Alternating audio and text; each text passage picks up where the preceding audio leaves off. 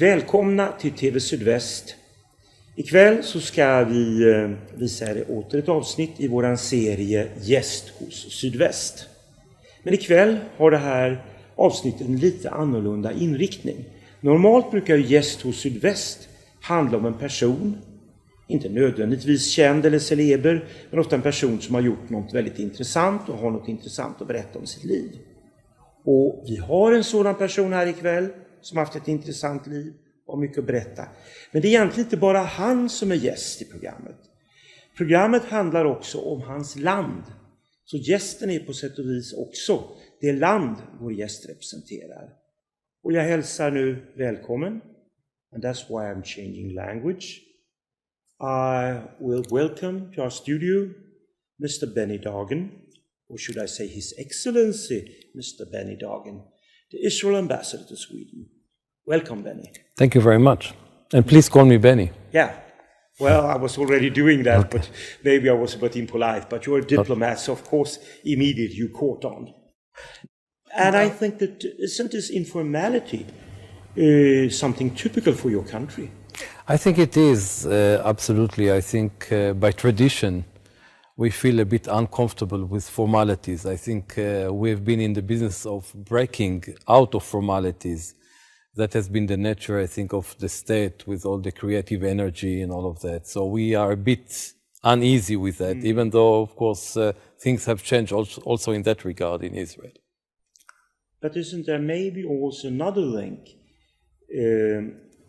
You are Israel-born, aren't you? Yes. We'll return to that later. Yes. But Israel-born people are called Sabras, is that? Yes. Yeah. The Sabra, whether it's the second, third or fourth generation, I suppose there exists fourth or fifth generation now. Yes, absolutely correct.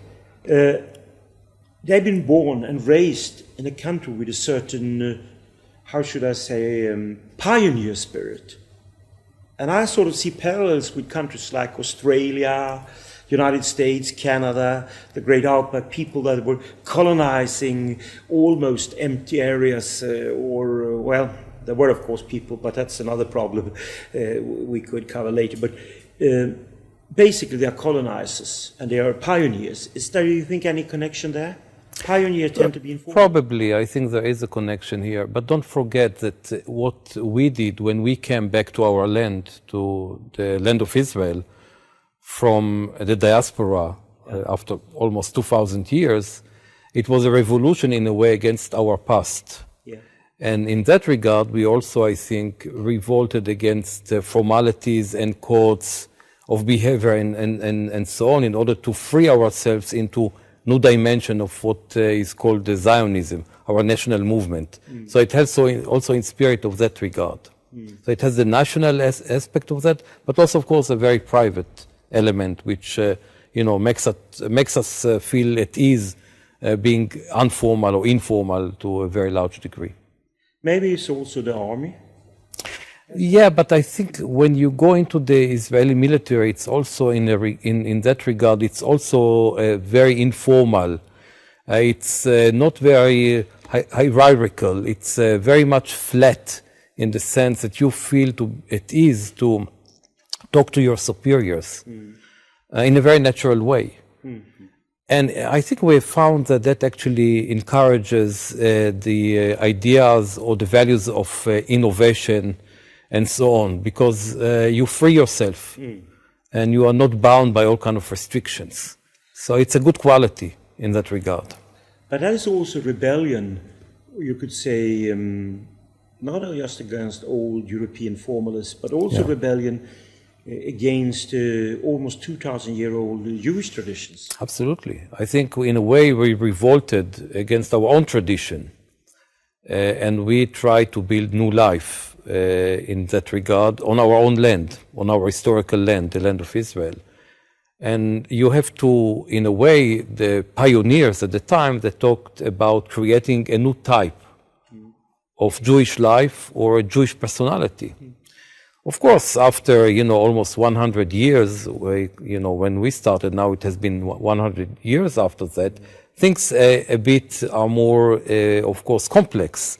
You can't be in a constant situation of revolting against something. No.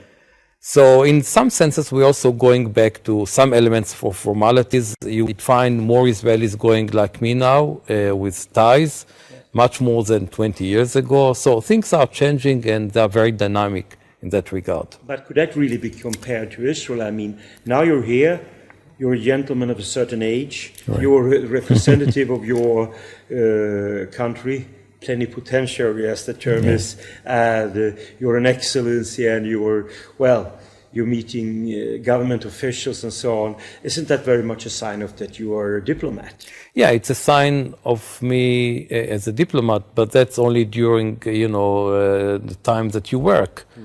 But after that, I think like a lot of diplomats, sometimes we feel very much happy to take off obviously the tie and be informal. But also within the framework of diplomacy, people think that it's very strict and it's very formal. But there is, of course, a place for a lot of informality with all of that. Otherwise, you can't do business. You have to charm people, you have to be at ease with people, you have to confront people, and you can't be always just diplomatic. I mean, then I don't think you do diplomacy in the best way. You have to use also other dimensions of human behavior, and I think that's something that we feel very much at ease with. Well, I do remember when we were chatting here, carrying out some small talk before the interview started, I was joking with you and saying you're a diplomat, so you are forced to say nice things, and then you had a very good answer. Do you remember it yourself? Exactly like that. I think you are not forced to do anything, but in diplomacy, if you're always nice to the others, you never accomplish what you're supposed to accomplish, because you represent certain interests of your country. And sometimes you have to be very assertive. And sometimes you have to be even tough in terms of what you present, because you want to reach to a certain outcome. You don't want only to please people. Of course, you have to do it in a nice way. But at the end of the day, you are measured if you have, of course, reached the goal that was put as a goal for you. And I think that's it's very much result-oriented, at the end of the day, occupation. That means that the diplomacy is much more like business than people realize. It's the bottom line that counts. Yeah, I totally agree with you, because I think there is a certain, image of diplomacy that you go to all of these receptions with your glass of wine and you are very nice to people and you play, and you're supposed to tell jokes and things like that. But in the back rooms, you can be as tough as a businessman when he tries to conclude a business deal. That's basically, I think, the same mentality at the end of the day. But there are, of course, different ways to do business, as you have different ways to do diplomacy. And sometimes, obviously, the personal qualities, the personal characters goes into it, because we are all different people, and you do business in different ways. I remember you said it much more directly and even more, well, as you put it now, you said sometimes being a diplomat means that you have to be rather nasty. I mean, I wouldn't use the word nasty, every day, because then you would lose, then you will send back to your own country.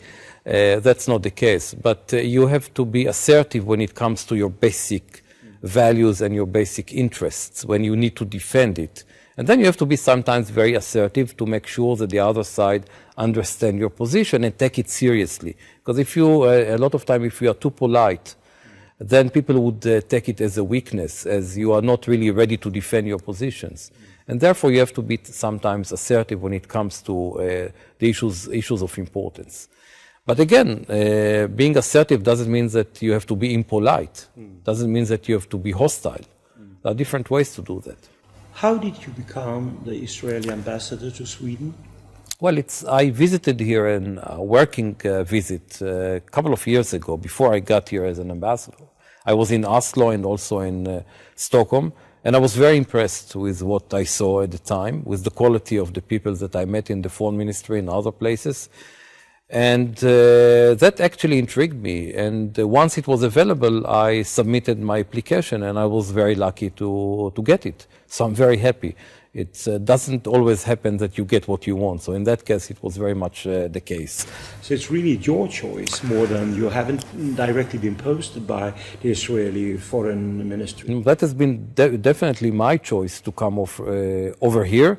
And since that, I've been enjoying almost every moment of it in terms of doing my job here, in terms of having a lot of friends, in terms of the challenges, in terms of the interest, in terms of the potential to do much more between Sweden and Israel.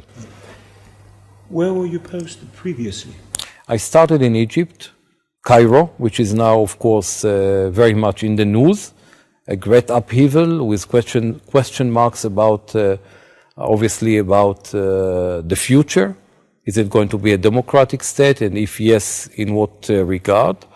I started there, and I think even there in the 80s, you could have realized that the system that was there would not function forever. You could see the contradictions. But then I served also twice in the United States, in our consulate in Chicago, Consulate General, but also in our embassy in Washington, which in a way is the flagship of our diplomacy because of the importance of our relationship with the United States. You were reading my mind. That was almost my next question, or that is my next question. In what capacity were you stationed at your embassy in Washington, D.C.? I was in what we call the political section of the embassy, dealing mainly with Middle East issues, not only, also Central Asia, Turkey and other issues. And I was in charge to be obviously in touch with the State Department, the White House, the National Security Council, the think tanks, some elements of the press, so never a dull moment. It was definitely an amazing posting and in a place of great importance for us in Jerusalem. The way you described that position, it certainly sounds intriguing and very, I should say, perhaps even glamorous, because like you describe it, it seems that that's a very important position. It's like a bit like a staff military at the general staff during war. I mean, an analyst, because you must have been very important for your national security, having such a job at your embassy there. I wouldn't say glamorous, because it involves a lot of hard work. And of course, I wasn't the only one. The relationship with America, with the United States, is handled by a lot of people. And obviously, I was not the senior guy who was doing it. It's usually the prime minister. But it was a real privilege to see it up close, how it is done, to have all the relationship with Congress, which, by the way, represents a wide and very important support for Israel. It reflects the popular support that Israel enjoys in the United States, reflected very strongly in the American Congress. So it's an important place for us as well, other than the media and other aspects of political life. But Washington is a very political place. It's a mother of all politics in a way. So if you love politics, if you like politics, this is the place to be. And a lot of people, I think, enjoy it because of that reason. That's why I mentioned, or maybe somewhat wrongly used, the word glamorous, not in the sense of luxury or Hollywood, but in the sense that it's a kind of high status. It's sort of very important. But you know, some people forget that they are not the center of the action. When you get to Washington, people from different embassies sometimes feel that they are the center of the action, whereas it's not them, it's Washington. So you in a way, you become an actor, but you shouldn't forget that you are not, the center of the universe there. It's not you. It's simply because you are there. But of course, the whole action is much broader than one person or two. Well, maybe people in such a position also have some noble ends and motives, like they are serving their nation or they're serving the cause of peace. Right. No, definitely. And I think we felt it very strongly in the peace talks during the year 2000, when we were not far away, at least that seemed to be the case in our negotiations with the Palestinians and other negotiations. And basically most of the action was done there in Washington in different settings. So you become part of that big drama of serving your country. You mentioned the issue of security, and of course for us the issue of peace is an important element in our security. So therefore and that's a traditional, of course, work of a diplomat to make sure that you make some progress on issues of peace, which again is part and parcel of the national security. Why did you join the foreign service of your country? Well, I think it's a combination on a lot of things. My mother came as a refugee from Iraq. It's a very ancient, very old Jewish community of more than 2,000 years, expelled from the Holy Land, from Israel in ancient times. But then... pardon me for interrupting you. Sure. But returning to Israel history, yeah. Isn't it in some sense even older than 2,000 years? If you go back to the roots of the Israel people and the Babylonian captivity and so on and things like that. Well, we're talking about basically history of about 4,000 years. All the way coming from Babylon, from the area of Babylon, and then to the Holy Land, to Israel, and then of course to Egypt, and back from Egypt to our place, to Israel. And then, obviously we were not always successful, so we were expelled twice, under the Romans and before that under the Babylons. But we came back each time, and now for the third time, basically, to our homeland. So that actually, my mother was like a lot of Jews from Baghdad, from Iraq. They were forced out in the end of the 40s, beginning of the 50s, came to Israel with nothing, without citizenship, without any possessions, but was very well integrated into the homeland because she was embraced in a way by its own country, its own people, the Jewish people. And I feel in a way that it's my debt to my country, to serve my country after that experience. And my father fought in our independence war.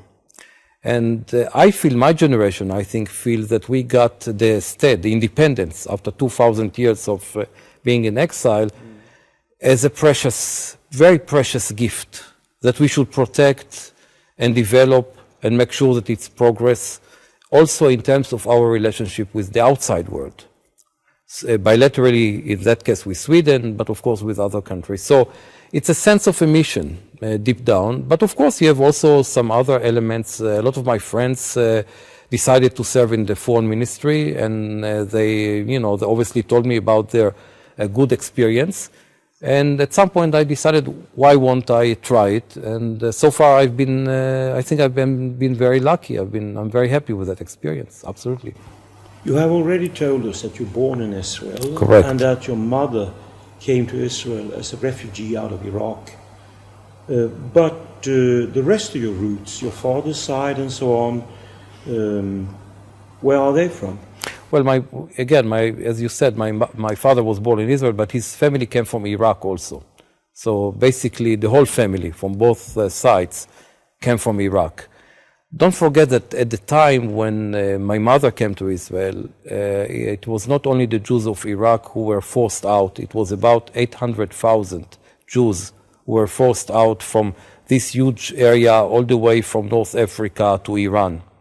And most of them came to Israel, to their homeland. But it was basically very difficult years. My father was lucky that he was born already in Israel. For him, it was much easier to integrate. He knew the language. He had obviously the capacity to be a citizen in Israel. To jump a little among the questions I prepared and to choose a question of another quality, I'd like to know how you experienced Sweden. You came here of your own choice, right, because you'd been here and you liked the country and the neighboring countries. How long have you been here now? Well, it's going to be 3 years in August. Very interesting 3 years, very hectic, very busy 3 years. But I feel very comfortable. I like the place. I like the job. My family likes the place. So we are very much enjoying our Swedish experience. But what do you like about Sweden? Well, a lot of things. A lot of things. I think you have been very successful. Yes, it's a bit easier for you in the sense that you have peaceful relationship with your neighbors and so on. But nevertheless, you have started after very rough years, more than 100 years, and you have come to the point that you are one of the most successful countries in the world. And also in the new dimensions of global progress like environment, new energy, renewable energy, and things like that. And we believe that we have also obviously things that we can learn from you in that regard. Your economy is very successful. Your society is very successful in the sense that you do not have big gaps between different segments. So there are a lot of things which obviously we as Israelis, we admire when we have the opportunity to experience it. Is there a lot of cooperation between Sweden and Israel concerning business matters? Absolutely, and it's growing. Absolutely. Because I don't think it's that well known to the Swedish public. But I think it's growing, and I think it gets a bit more publicity. Obviously, your big companies operating in Israel, talking about Ericsson and so on, and we have branches, stores of IKEA and H&M and so on. So we see and Volvo cars, of course, many years. So you see a very stable Swedish presence, business, Swedish, in Israel, very successful one. And I think that have opened up the eyes of Israeli to also to come here and to seek more business opportunities, because it's a solid place. A word is a word, a commitment is a commitment. So it's relatively easy to do business here in this country. Plus, we have a lot of common development, common features between the two countries that put us together in that regard. What do you think Sweden could provide for Israel in the cooperation, technical, commercial, scientific? What could Sweden provide? I think you are very good in, at least that has been the case, in developing big companies, looking for the long run, planning very meticulously. And that is a very important virtue in business, even in changing global environments. So I think that's something that we very much appreciate. But we also see the elements of innovation, the focus on research and development. By the way, we are also, maybe we can talk about it in a bit, but we are very strong in these elements as well, and research and development and things like that. So we have found very common features between the two economies in that regard. Well, both Sweden and Israel are among the small nations in the world that have received relatively many Nobel Prizes. Right. I think, and especially, of course, normally reserved for the big countries with a large potential, like Germany, Russia, or certainly United States or Japan, and France. Yeah, I think we are compared to our size, we've been very successful in the scientific fields, chemistry, biotechnology, and so on. That is reflected in the number of Nobel Prizes, which I think up to now has to do with, I think, 9 Israelis who've got the Nobel Prize in different fields, including, by the way, literature and also peace in the 90s. And that has to do basically with the foundation of the state. From the very beginning, we established institutes of the first grade, the Technion, for example, like your KTH in our northern part of the country, the Hebrew University in Jerusalem, one of the leading basically universities in the world in computer science and things like that. And we heavily invest in research and development. Actually, we are number 1 in the world in terms of, we are investing almost 5% of our GDP in R&D, in research and development. That's a high and impressive figure. Yeah. So now you're approaching my following question. Benny, in a scientific, commercial, cultural and technical cooperation, what do you think Sweden could provide that could be useful for Israel? Well, a lot of things, but I can give you one example which has to do with your ability to plan for the long run, your good history of developing big companies and being very good in exporting to the outside world in order to maintain your very high level standard of living. So, of course, your level of high tech and things like that. By the way, we are also very good in our level of innovation, investment in research and development. We are the highest, we are the number one in the world in terms of investing, budget from our GDP, about 5%. Sweden is a bit after us with about 4%. So we are really standing out in that regard compared to other countries. And that is the basic ingredients that you need in order to be in the cutting edge of technology. So both countries are very good in that regard, but you have to improve.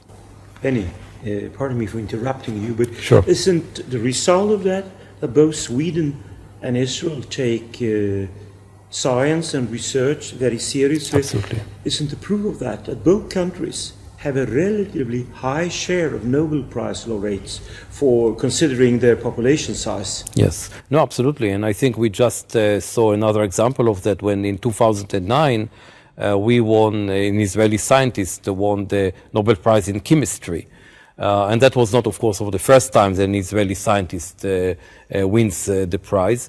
And that is the result of that policy of inspiring research, inspiring science, inspiring free society. And that has to do with the very basic, I think, notion of Judaism, of admiring learning and the ability to ask questions. Sometimes the more important thing is not the answer, but the question. And I think that is basically the first virtue of good science. You have to ask the right questions. So I think we have been very good, and that is a tradition that we have inherited as an Israelis from our Jewish tradition. On the other hand, that is to say, vice versa, what could Israel provide for Sweden in such a cooperation? Yeah, look, we are very good in some elements of innovation, our model of innovation, and there have been already indications in the past of certain things that Sweden adopted from Israel. For example, the whole concept of industrial incubators, which allow you to go from the level of research into the level of the product. That was adopted from Israel about 10 years ago. It has been very successful. The level of startups, companies in Israel is one of the biggest in the world. Our sense of our policy of innovation, and we just had a delegation in January from Sweden, from EVA, the Academy of Engineering, to look and to see what can be adapted from our model of innovation. They've seen a great commitment at all levels in Israel to the notion of innovation. So it's a lot of elements that have to do with the globalized world. Pardon me again for interrupting you, but isn't that another thing that will carry back to that spirit of being a pioneer? That is a pioneer, whether it's in the Old West in the US or in the northern Swedish forest in the last century or the century before that, or whether in the Israel desert. Doesn't a pioneer, he needs to have a lot of ingenuity, Right. innovation. Right. It's one of the elements that you have to work hard in order to be successful, especially in a place like Israel that you do not have natural resources. We don't have steel or any other things that you can simply very easily or with difficulties to export. You have to use your brain in order to produce things. And if you want to have a strong society with strong economy, you have to work very hard. You have to be innovative, and you have to compete. So that is one of the things that actually have forced us to be good in these elements, which are also very good in Sweden. I think that might be a universal truth for all countries, not only Sweden and Israel, but for example, here in Sweden we have two provinces, Dalarna or as they say in English, Dalecarlia, Right. in the north, northwest, and in south, Småland. And maybe you heard about them, that both being formerly rather poor provinces with not much fertile land that could be cultivated. In both provinces, there has developed a kind of spirit of entrepreneurial spirit. Right. And that's something that you have very much in Israel. It has to do also with the element of what I would call flat society. You don't have really, hierarchy in the society, and you do not have to obey to other. You're very much a free spirit. You can challenge all the time your superiors. It has to do with, of course, with the democratic nature of the State of Israel. Don't forget that the State of Israel was born during the war as a democratic nation. We had free elections during the war. And we have been committed to the element of democracy ever since. I don't know if you, as a historian, I'm sure you're aware of that. There are a couple of countries that were established more or less at the same time. India, Pakistan, Israel, and so on. And we have been one of the most successful. And I think it has to do with the democratic nature of Israel. Once you have a commitment and strong democratic life, then you can develop all of these wonderful things. But hasn't this also to do with some of the cultural links with the Western world? Absolutely. Where democracy has been developed? Absolutely. Absolutely. Don't forget that about half of our population came from Europe, from democratic, or at least there was, a civilization or values of democracy in these countries. And that has become part of our basically DNA. But, And the influence that goes and the strong connection, sometimes family connection, sometimes connection to scientific institutions in the West, the strong connection to America and the beautiful scientific institutions there. All of that, I think, puts Israel in a very special place. We are one of the very small, I think, number of countries that have, for example, free trade agreements, both with Europe and the United States and so on. So it actually adds a lot to our ability to maneuver very freely when it comes to our economic development. These cultural and other links to the Western world, particularly North America and Europe, do you see them as an advantage, or could there possibly also be a disadvantage? I see it only as an advantage. I think disadvantage in the sense that your neighbors, the neighboring countries, and people that you have conflicts with sometimes see you not as real Mid-Eastern persons, right. Even if your people has returned to the country where they originated from. You are seen as intruders in the sense that you represent agents of the Western world. Yeah, well, that's that's their problem, and they will have to cope with it if they want to develop their economies, especially now after the upheaval in some of the countries. If they want to have stronger economies, they have to adapt to what's going on in the West. But don't forget also that about half of our population came from Arab and Muslim countries, so we have also influences, and a lot of people, hundreds of thousands, came from Latin America.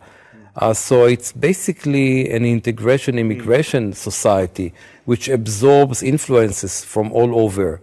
And I think the mixture of that is very positive because you get a lot of time the best of what is available. And it forces you to find ways to work together. And it inspires you because you are exposed to so many civilizations and cultures. Are you implying that maybe your neighboring countries should, if they want economic development and progress, they should try to emulate your process or your ideas? I don't know if you can exactly emulate, and I think they have to choose what is good and best for them. But basically, if you want to have a strong society with a strong economic development, after the years and years of stagnations, first of all, you have to open up politically. You have to develop democratic institutions. You have to have free elections. You have to have, obviously, free press. All of these features, which are part and parcel of Western culture and politics. But isn't that exactly what's happening now in North Africa and in the Middle East? We or hope at least so. you're seeing some signs of a development in that. We hope so, but it's probably going to be a very bumpy road until they will get there. And we wish them well, of course, in that journey, because it will also serve our interests. It would be much easier to have peace and peaceful relationship with other democracies, because democracies have the ability to sit down to the table, the negotiating table, and compromise. It's very hard to do it with the dictatorships. We've done it with countries which autocratic regimes like Egypt in the past. But at the end of the day, it's much easier to solve problems with democratic regimes, because you use then only peaceful means to reach. And if you have disagreements, you find ways to solve it. What are your hopes to return to Scandinavia and Sweden? What are your hopes for the future relations between Sweden and Israel? Well, I think the potential is huge, especially nowadays in a global world with huge competition, and you have to work much harder. And we have certain things that we can obviously team up together on issues of research and development, on the concept or model of innovation, on the ability to move very quickly from the phase of research and development into the level of the product, which we are very good at. So there are a lot of things in which we can still cooperate and maximize the benefits for both sides. And that's exactly what I'm striving to do. And of course, there is also beyond that, it's not just the business, it's also the cultural connection between the two countries. Things are happening, but of course, it's a long way to obviously to make sure that the potential is exhausted. After your tour in Sweden has ended, do you have any idea where you will go, or rather you will be sent if you're posted? Well, first of all, back to Jerusalem for a couple of years. I think you need to reconnect to your own country, to feel what's going on there, to feel the spirit, to feel that you are in tune with what's going on there. And then I've never served in Asia. It's a very interesting world, developing very quickly. A lot of opportunities for us Israel. Basically, we export to Asia, including Japan, about 1/3 of our export. It's more or less 1/3 to Europe, 1/3 to the United States, and 1/3 to Asia. And for me, it's a very interesting place, both in terms of the culture, but also in terms of the business opportunities and the bilateral relationship that can be developed even farther. So it seems to be a real challenge. Isn't that also connected to what you were saying about the Israel connections to the Western world, that now more and more we're seeing in the modern world, that in economy and in science and so on, technology, the Eastern countries are, and I'm not talking about the former East Bloc, but the Far East countries are becoming stronger and stronger. That's what is happening in India, China, and so on. And it has already happened in Japan and some tiger economies of the Far East. And by the way, there is a lot of admiration in this ancient civilization in Japan and China to Israel, because they consider us also as an ancient civilization in that regard. 4,000 years of history with a lot of success in these elements of science and innovation and high tech. So it's kind of natural to develop the relationship with these countries. And we feel very much at ease in these places. You said before that you, being an Israeli with Mid-East ancestry, with Iraqi ancestors, you were sort of in touch with that half of the population that has its roots. This mixture, I like to return to this. Do you think this mixture could be a bridge for understanding between the Western world and the Islamic countries in the Middle East? Understanding it does not exist nowadays. I mean, the Western world is seen as something very bad at many people. In some places. I wish so. I mean, look, we have established, I think, a very important experience with the ability to establish peace with Egypt. That was something which at times people thought was inconceivable. But it was achieved, and Egypt is certainly the most important Arab country. And then we did it with Jordan, and we negotiated with Syria and also with the Palestinians. So in that regard, I think we've established a very good experience, the ability to negotiate with our neighbors, with all the ups and downs. I hope this experience will serve also the broader relationship between the Middle East and the Western world. In the Middle East, there exists, unfortunately, since many decades, a certain tension with, on one hand, Islamic countries, and on the other hand, Israel and the Western, so-called Western world, I should rather say, because what is the Western world today? When the former East Bloc is more and more integrated in the Western world and the Far East countries. But there exist many Islamic countries that don't have an Arabic population. Yes. Do you think this difference between Arabic Muslims or non-Arabic Muslims, has it any influence on the development of peace and detention with Israel and the Western world? Look, we've seen in the past that we have had very good relationship with Turkey, which is a basically Islamic country, but not an Arab, and also with Iran before the Islamic Revolution. Again, a non-Arab country, but the population is a Muslim population. And we had very good relationship with them in the 70s. It just showed that under the right regime, if it's not this extreme regime that you have in this in Iran, for example, then you can forge very much normal relationship between Jews, a Jewish state Israel, and a Muslim, basically a Muslim state. So it happened in history. So that, I think, inspires us to look forward with some hope in terms of development that might happen if there is indeed a real substantial fundamental change in the political the political structure of these countries. No more dictatorship, no more extreme regime. That would open, of course, the door to a better relationship. Isn't that kind of an irony? Because considering the roots of your state and the Jewish culture, since historically, linguistically, there are many connections with the Arabs rather Absolutely. than the non-Arabic Muslims, but still it seems to be easy for you to develop a cooperation with the non-Arabic countries. Not necessarily. It could be also, as I mentioned, we have had good relationship for years and years with Jordan, for example, even before the peace agreement was signed. That also applies to the relationship with some of the Gulf countries, even if we didn't have a diplomatic relationship. Because of different reasons, political and non-political reasons.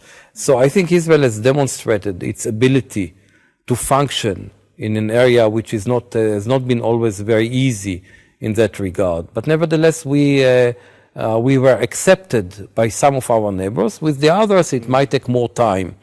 But at the end of the day, it will happen because they will see us as a reality, as part and parcel of the area. We are not, we talked about it, we are not intruders. We are part and parcel. We were created as a people in that area, but unfortunately we were expelled.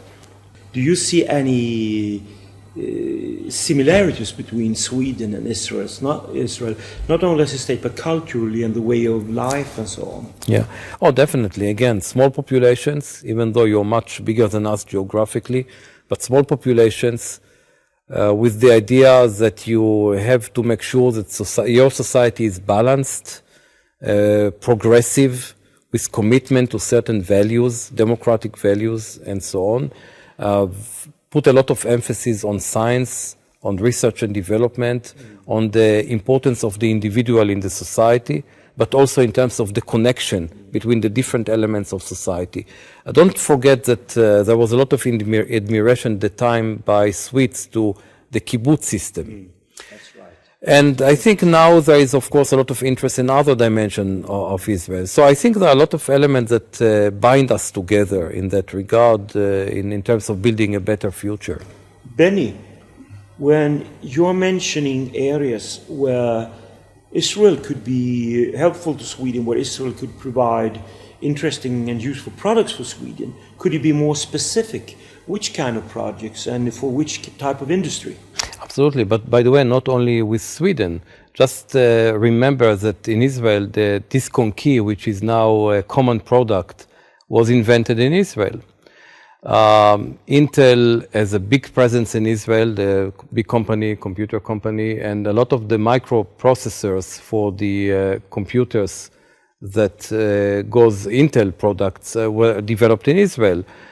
Dual core and things like that were developed in Israel in the research center of that company in Israel. And it's not the only company. We have a huge presence of international companies who have decided to open research and development centers in Israel. And of course, they've gained a lot of it because the ability to produce new commodities is very high in Israel. Talking also about medical devices, about visual imaging, talking about certain elements that would allow you to make diagnosis without intruding. For example, a very small camera that you swallow as a pill, and then of course the physician can diagnose you. A lot of in different, of course, fields, be it, as I mentioned, computers, high-tech, medical devices, also energy, renewable energy. We are very strong when it comes to solar energy. So Israel is really in the cutting edge of these technologies, and therefore a lot of countries can benefit from it, and not just Sweden in that regard.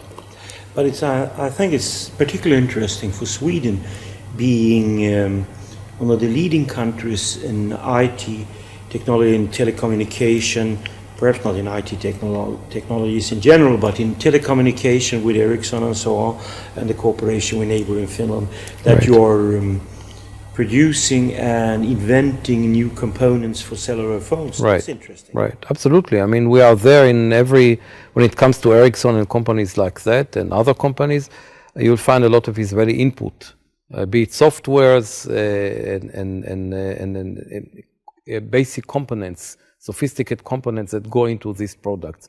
So Israel is there with the ability to come up with new ideas, new solutions, with innovations. So we are really, in that regard, in a very good place in the world.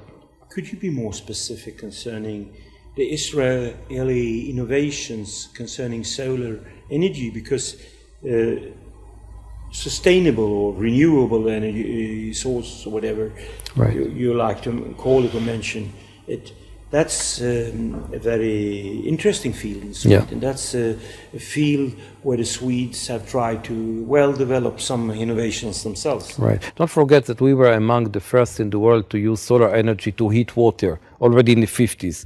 But now we are moving very quickly into producing electricity. Not, by the way, only in Israel, in our southern part of the country, which is semi-desert, but also in other countries, in California, and there are Israeli companies working there. We are now developing our model of the electric car, a company known by the name Better Place, which has started to work in Denmark, not far away from here, but also in other places, in New Zealand and so on, with a very successful model.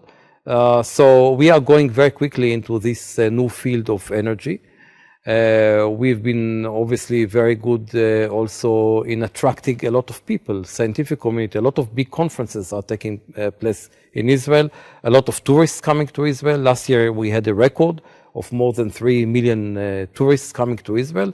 A lot of them to scientific and international conferences, be it in Jerusalem or in Tel Aviv. So it's really a hub.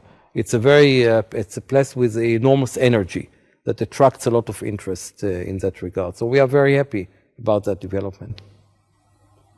Well, as I mentioned already, Benny, the renewable energy field is very interesting from a Swedish point of view. And I do understand with your climate and desert condition or semi-desert condition, this is something important. But what is more specifically the new thing, or what's the edge with Israeli products? I'll give you one example. We are, at that point, we are number one in the world in terms of reuse of waste water. We actually reusing about 70% of the wastewater, and it goes to agriculture. The country which comes after us is Spain with about 20%, just to give you the dimension. That's basically technologies that we can export or make available to countries around us. And you know, the issue of water is a big issue in the Middle East. There is a scarce of water in a lot of countries around us. So we have come with very good solutions. The issue of, for example, of this desertification, because the desert has become more present in our area, but there are definitely certain techniques or technologies that you can stop the desert from invading into the more less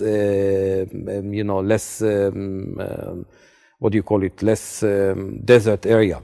Okay, so there are good Israeli technologies in that regard. Actually, I think Israel is one of the only countries in the world that have actually stopped the invasion of the desert, and because of this technology. So there is a lot of knowledge in Israel that we share with other countries, with African countries and so on, in terms of our aid projects abroad in Africa, but not only in Africa. We've done it also in some of the countries around us, developing their agriculture with our irrigation, very sophisticated drip irrigation, which was invented in Israel to the benefit of a lot of countries. So a lot of things are going on, but it's not just a matter of the past. It's going on as we speak now. New innovations are coming out to the benefit of the Israeli economy, but also to the benefit, of course, of other countries. To me, this sounds like a product that could be helpful specifically to many countries in the third world. Yes. To help to reclaim arable land from the desert. Absolutely. And I think we have been really helping some countries with these ideas, with these technologies. And therefore, if you talk to people, for example, from the third world in Africa, you'll find that they have a very warm place for Israel in their hearts. Because we also send physicians and so on, the people who are specialized in developing small communities. And that has been very successful. And we do it not because of necessarily political needs, but we see it as our mission to spread what we have been successful in developing. Well, there's definitely one thing, if you allow me to sum it up, then I think consider its respectively small population, 7.8 million Israel and 9.1 million Sweden. Both countries receive a very large international attention in media. Israel, of course, for unfortunate reasons, somewhat more, but both countries are rather well known, consider their size. Well, Your Excellency, to be more formal, Mr. Ambassador, or as maybe I should return to our informal spirit of this interview, you being a genuine Sabra, Israel-born, I say Benny. Benny, thank you for attending this interview. Thank you for coming to our studio. Thank you very much, Lars. Ja, till er TV Sydväst-tittare vill jag bara säga nu efter jag bytt språk att det här var allt från oss ikväll. Ett lite annorlunda avsnitt i serien Gäst hos Sydväst. Och ni kan som vanligt se det här programmet på våra onsdagssändningar 19-20:00 eller fredag 19-20. Tack.